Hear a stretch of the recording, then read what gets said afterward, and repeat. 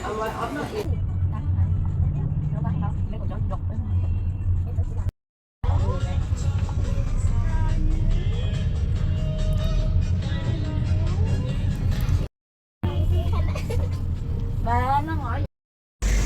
Everyone, good morning. मैं हूं Swati Pathak and welcome back to my channel and welcome back to another vlog. हम लोग निकल चुके हैं स्नॉर्कलिंग करने जाने के लिए, जिसके बाद अभी हमें लेके आ गई है गाड़ी और उसने ड्रॉप कर दिया है। मे बी अब हम यहाँ से जाएंगे फेरी पे। तो चलिए, जो भी होगा मैं आपको दिखाती हूँ।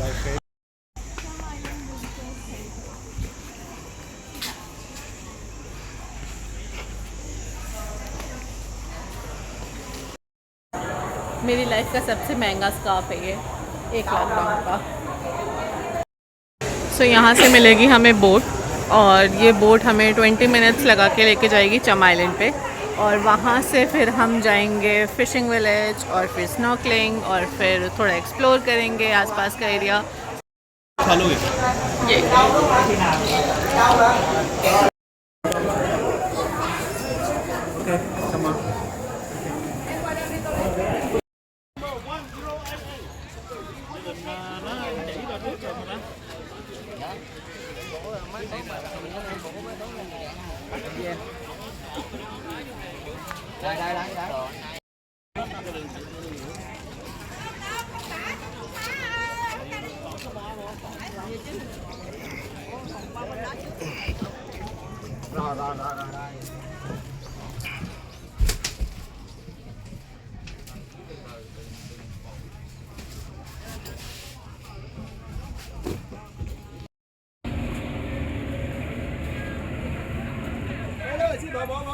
इसको अंदर रख देती हूँ, बाद में काम आएगा जब गीली हो जाएगी।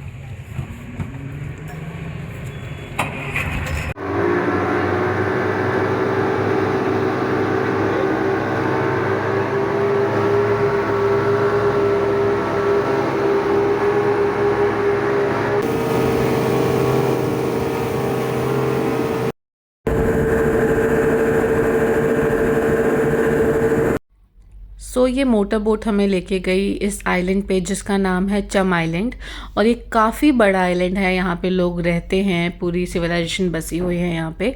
सो यहाँ पे फिशर्स कॉलोनी है, ये पूरी फिशर्स विलेज के नाम से जानी जाती है, और यहाँ पे लोग वही रहते हैं जो कि वहाँ पे ओशन से निकली हुई चीज़ों का बिज़नेस करते हैं। उसी से, टूरिज़्म से ही उनका मेन सोर्स ऑफ इनकम है।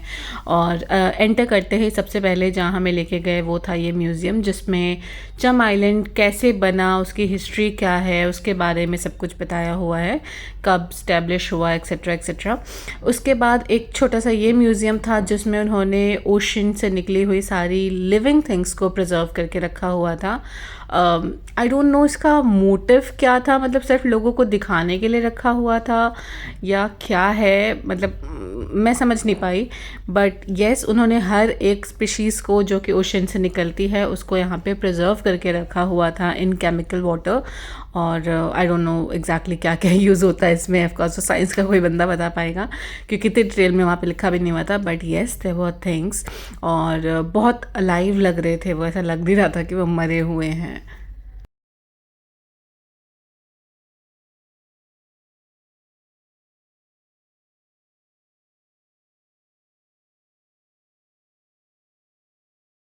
हम अभी घूम रहे हैं चम आइलैंड में, फिशर्स विलेज में, जो कि पूरा घर सेटअप कर रखा है फिशर्स ने। ऑफकोर्स यहाँ पे रहते हैं वो फ्रॉम सेंचुरीज़। सो यहाँ पे शॉप्स खोल रखी है, उनका बिजनेस यही चलता है, टूरिज़्म से ही। एंड मोस्टली शी सेल से, और जो बाकी ओशन से चीज़ें निकलती हैं उसी से चीज़ें जो बनाते हैं वही सेल करते हैं। सी फूड ऑफकोर्स बहुत ज़्यादा वैरायटी में है यहाँ पे। कुछ म्यूज़ियम में भी प्रिजर्व करके रखा है, जो वीडियो आप लोगों ने देख ली होगी।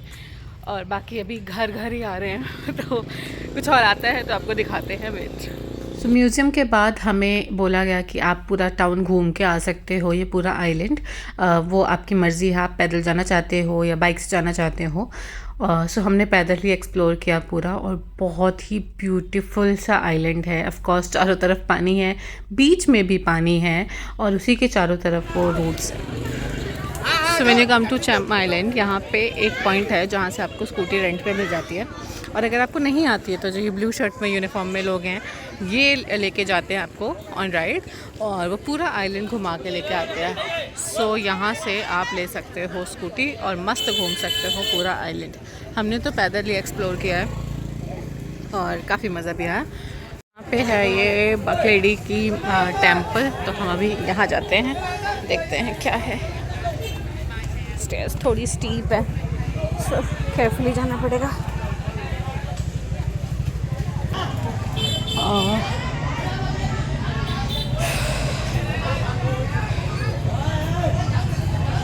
That's all. ये टेम्पल।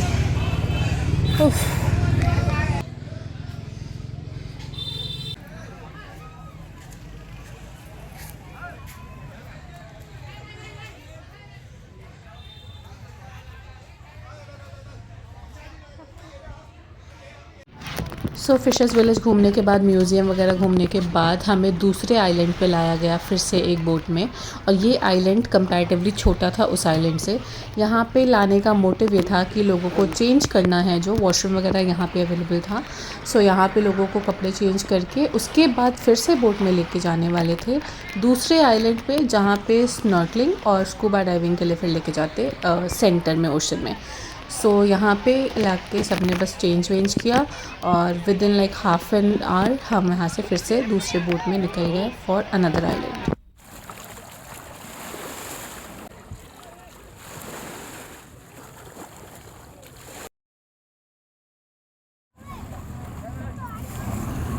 ये बोट, एक बोट आती है दूसरी जाती है, ऐसे ही आती जाती रहती हैं।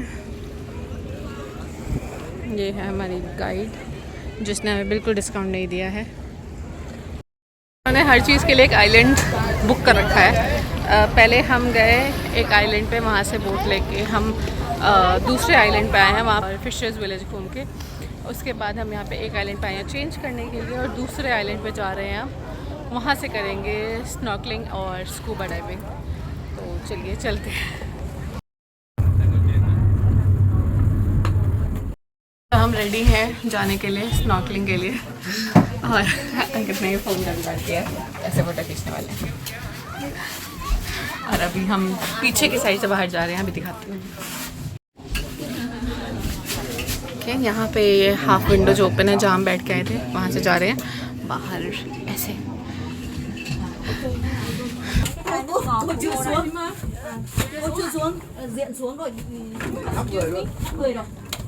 Like this? Yes. Thì mình về chỗ bãi mình đặt.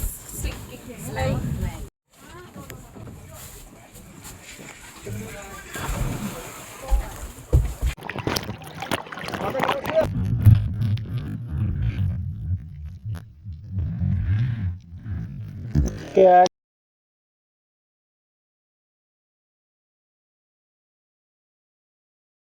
बहुत ज़्यादा है।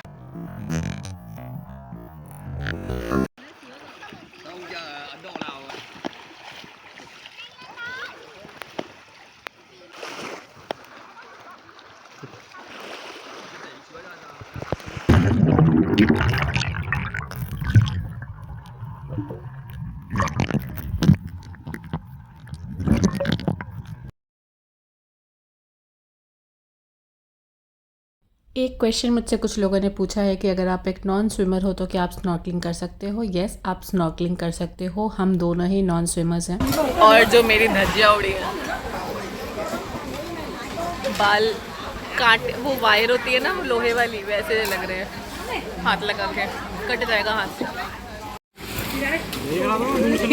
ये मिला हमें खाने में मटका भर के rice, 2 piece of watermelon, 2 piece अंडे के ऑमलेट के थे, ये चिकन, ये मशरूम, और ये दोनों पता नहीं क्या घास फूस है। हमने अलग से 40,000 की कोक और फैंटा खरीद लिया। This is our lunch. क्या था, चम आइलैंड में। हाँ, लंच तो हमारी पसंद का नहीं था, हमसे नहीं खाया गया, लेकिन अगर आप चीज़ें ट्राई करने में बिलीव करते हो तो बहुत सारे ऑप्शंस हैं आपके पास खाने के लिए। हम आ गए थे थोड़ा चिल करने, रिलैक्स करने के लिए। और बाय द वे ये भी फ्री नहीं होते हैं, इनके आपको पैसे देने पड़ते हैं। अगर आप चेयर्स पे भी वहाँ बैठ रहे हो तो वहाँ भी आपको पैसे देने पड़ेंगे। वहाँ पे कुछ लोग होते हैं जो पैसे वसूली कर रहे होते हैं। आइसक्रीम ऐसी होती है, कैप लगा के देते हैं यहाँ के कोर्नेटो पे।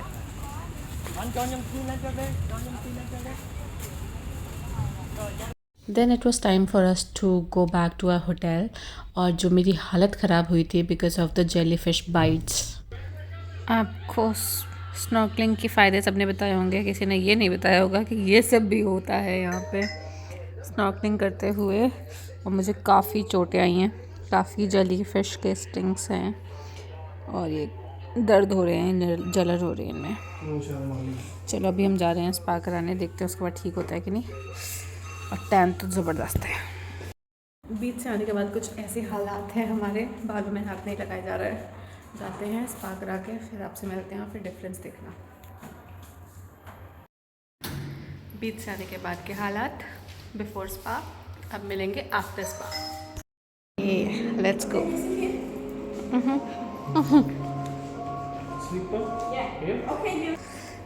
ओके,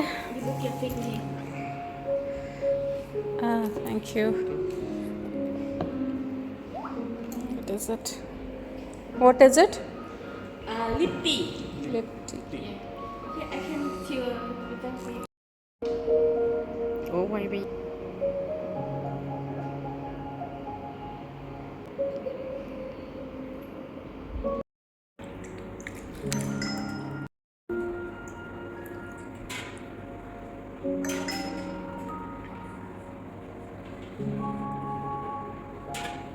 अभी ठंडा हो गया।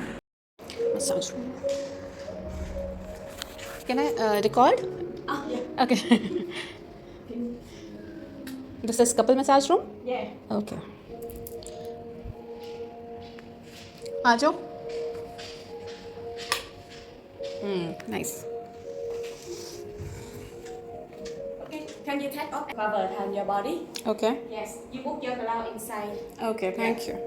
स्पा के बाद उन्होंने हमसे साइन करवाया, जो कि हमने चेकआउट के टाइम पे किया था, और ये मीठी कर्ड दी थी खाने के लिए, जो कि बहुत ही अमेजिंग थी।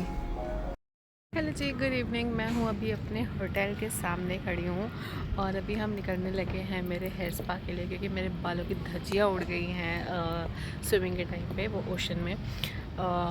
बहुत ही ज़्यादा बुरी हालत हो रखी है। So I need to get the hair spa ASAP। उसके पहले हम थोड़ा हल्का फुल्का कुछ खाएंगे और उसके बाद डिनर करके सीधा वापस आएंगे, क्योंकि 8 बजे हमें स्कूटी रिटर्न करनी है। तो चलो, स्कूटी आ गई है, चलते हैं।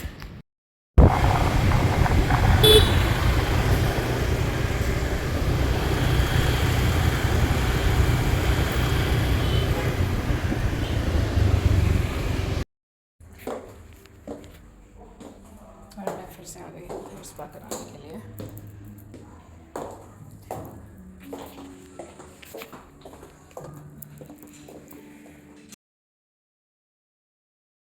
एंट्रेंस टिकट था, पता नहीं।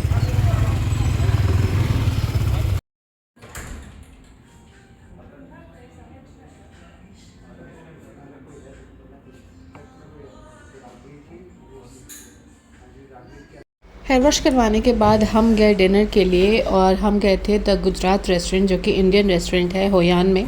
खाना बहुत अमेजिंग है, हॉस्पिटैलिटी बहुत अच्छी है, लोग बहुत अच्छे हैं वहाँ के। सो आप डेफिनेटली वहाँ जाओ, अगर आप होयान जा रहे हो तो गुजरात रेस्टोरेंट ज़रूर जाना, बहुत अच्छे लोग हैं वहाँ के। उसके बाद हम निकल गए थे थोड़ा आसपास का माहौल देखने के लिए। It is known as the lalten city. तो हम उस लालटेन सिटी को एंजॉय कर रहे थे। वहाँ की लाइट में इतना अमेजिंग वो वार्मथ है, बहुत अच्छा लगता है वहाँ पे वॉक करना या फिर स्कूटी से घूमना, और लोग कितने खुश रहते हैं हमेशा। ये आपस में छोटे छोटे ग्रुप्स अपने आप म्यूज़िक लगा के डांस कर रहे थे रोड साइड पे ही, वहीं पे सब खाना खा रहे हैं, बहुत अच्छा लगता है देख के। सो आप डेफिनेटली जब वियतनाम जाते हो तो होयान ज़रूर जाना और इस माहौल को ज़रूर जीना।